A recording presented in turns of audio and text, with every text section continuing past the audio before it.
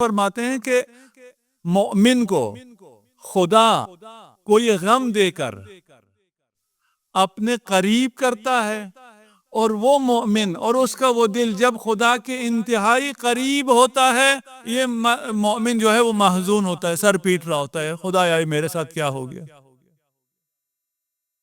کیا ہو گیا؟ آپ کے ساتھ 1,00,000 روپے کا نقصان ہو گیا، کوئی اچھا بڑا بزنس مین بیٹھا ہے تو کروڑ کا نقصان ہو گیا، 10 کروڑ کا نقصان ہو گیا، کیا ہوگا 10 کروڑ نقصان ہونے سے، 1 کروڑ نقصان ہونے سے، 1,00,000 نقصان ہونے سے؟ میرے جیسا اگر کوئی بیٹھا ہے 1,000 روپے کم ہو گئے، کیا ہو گیا؟ پریشان ہو گیا۔ پریشان ہونے سے کیا ہو گیا؟ میں خدا کی طرف متوجہ ہو گیا۔ متوجہ ہونے سے کیا ہوا؟ مجھے اپنا کھویا ہوا دل مل گیا۔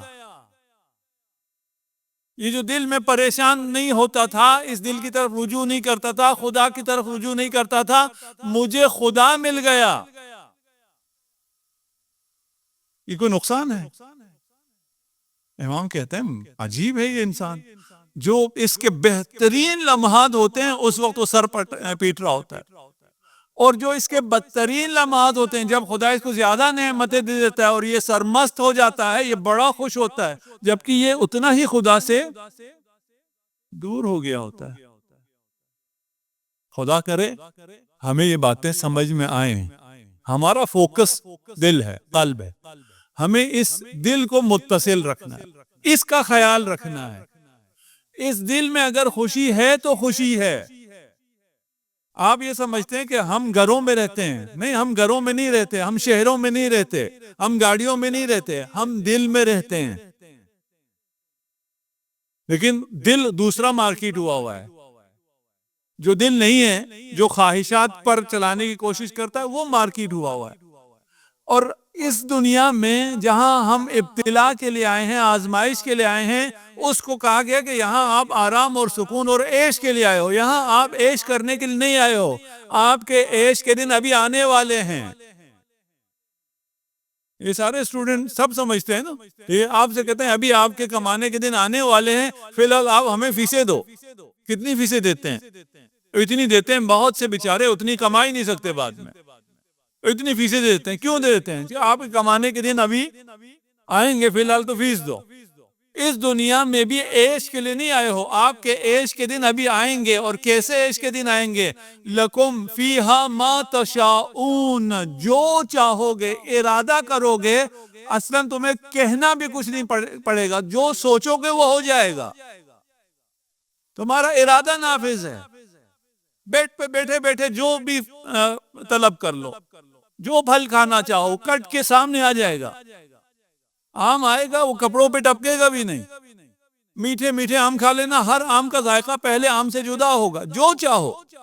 کوئی انتہا ہے چاہنے کی؟ کب ملے گا؟ صبر کر لو، 4 دن صبر کر لو۔ اور اس صبر میں کیا ہے؟ اس صبر میں سکون ہے۔ مزے کی بات یہ ہے کہ ادھر اس دنیا میں جو 4 دن صبر کرنا ہے، اس سے کیا ہوگا؟ اس سے سکون ملے گا، اس سے خوشی ملے گی، اس سے آرامش ملے گی۔ یہاں بھی کوئی نقصان کا سودا نہیں ہے۔ کاش سمجھ جائیں کہ یہاں ذکر خدا میں سکون ہے، یہاں دوسروں کی خدمت میں سکون ہے، یہاں کسی سے چھین کے سکون نہیں ملے گا، کسی کو دے کے سکون ملے گا۔ یہ معلوم ہے، سب کو معلوم ہے، لیکن پھر بھی شیطان کے بہکاوے میں لوگ آ جاتے ہیں۔ صلوات پڑھ دیجئے محمد۔ آیت ہے ان یریدوا ان یخدعوک فإن حسبک اللہ هو الذی ایدک بنصرہ۔ اگر کوئی تمہیں گمراہ کرنا چاہے، یہ ہے رسالت مآب کے بارے میں، اور رسالت مآب سے ارشاد فرمایا جا رہا ہے کہ اگر آپ کو یہ نصارہ یہود یہ گمراہ کرنا چاہیں، یعنی دھوکہ، گمراہ لفظ غلط ہے، دھوکہ دینا چاہیں، تو آپ ان کے دھوکے میں نہیں آئیں گے۔ ہم آ رہے ہیں۔ اس آیت کا انتخاب اس لیے میں نے کیا کہ ہم ابھی یہود و نصارہ اور ان ملٹی نیشنل کمپنیز کے دھوکے میں آ رہے ہیں۔ ہمارے جوان یہ سمجھتے ہیں پتہ نہیں یہ ڈرنک پیئیں گے تو ہم میں کوئی کرنٹ آ جائے گا، یہ پیئیں گے تو اس پہاڑ سے اچھل کے اس پہاڑ پہ چلے جائیں گے۔ آپ کے نہیں، اس کو کوئی مانتا تو نہیں ہے، مانتے نہیں ہے تو اتنا پیتے کیوں؟ زہر کو، آج کے ہم جب بچے تھے ہمیں نہیں پتا تھا یہ زہر ہے، آج کے ان سب بچوں کو پتا ہے یہ زہر ہے، یہ نہ کوئی انرجی ہے، نہ کوئی ڈرنک ہے، نہ کچھ ہے، یہ زہر ہے، سیدھا سیدھا زہر ہے۔ اور اس زہر کو کیوں پی رہے ہیں؟ اس لیے کہ یخدعوک، آپ کو دھوکہ دے دیا۔ کس نے دھوکہ دیا؟ یہ یہود و نصارہ نے دھوکہ دیا، اور مینلی یہود نے دھوکہ دیا۔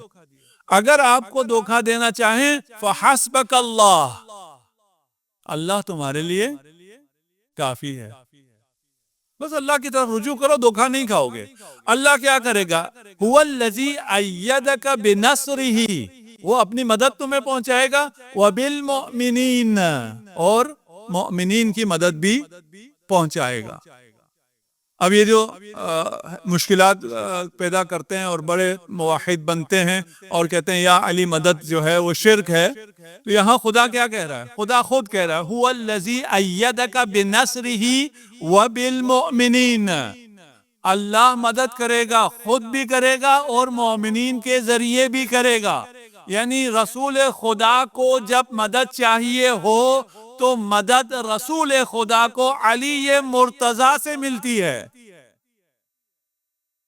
اور اگر مجھے مدد چاہیے ہو تو میں دیکھیے گا تفسیر الکوثر میں اگر ملاحظہ کریں گے 10 سے زیادہ ایڈریس دیے ہوئے ہیں، اس کے علاوہ بھی آپ سرچ کریں آپ کو مل جائے گا۔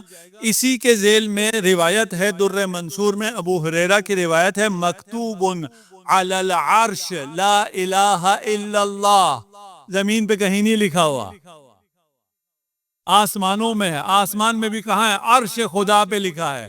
کیا لکھا ہے؟ لا الہ الا اللہ انا وحدی لا شریک لی محمد عبدی ورسولی ایدتہ بعلی۔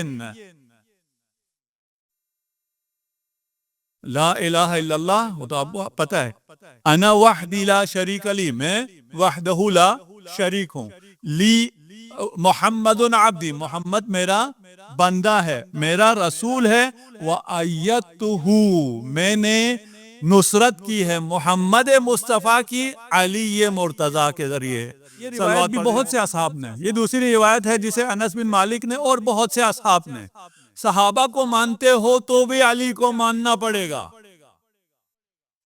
اگر صحابہ کو مانو تو بھی علی کو ماننا پڑے گا، اگر رسول کو مانو تو بھی علی کو ماننا پڑے گا، اگر صرف خدا کو مانو اور کو ہم صرف خدا سے مدد مانتے ہیں، درگاہ خداوندی میں مدد کے لیے جاؤ گے تو میں در علی پہ پلٹا۔ میں اپنی روایت پیش نہیں کر رہا، میں برادران اہل سنت کی کتابوں سے یہ روایت پیش کر رہا ہوں کہ رسالت مآب کو انس بن مالک صحابی ہے، رسول کا خادم ہے، رسول کے ساتھ رہا ہے، خوب جانتا ہے، رسول کی عادات سے بھی واقف ہے۔ رسالت مآب صلی اللہ علیہ وآلہ وسلم کو بھوک لگی، بہت طلب ہوئی، شاید کسی ایسی جگہ پر تھے، ریگستان میں تھے جہاں کچھ کھانے کو نہ ملا، آسمان سے ایک اخروٹ اترا، اس اخروٹ کو جب کھولا تو اس کے اوپر لکھا ہوا تھا بسم اللہ الرحمن الرحیم لا الہ الا اللہ محمد رسول اللہ ایدتہ بعلی ونصرتہ بہ۔